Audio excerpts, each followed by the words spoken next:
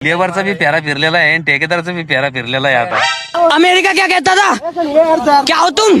कसं पब्लिक, मी तुमचा अजय ब्लॉगर।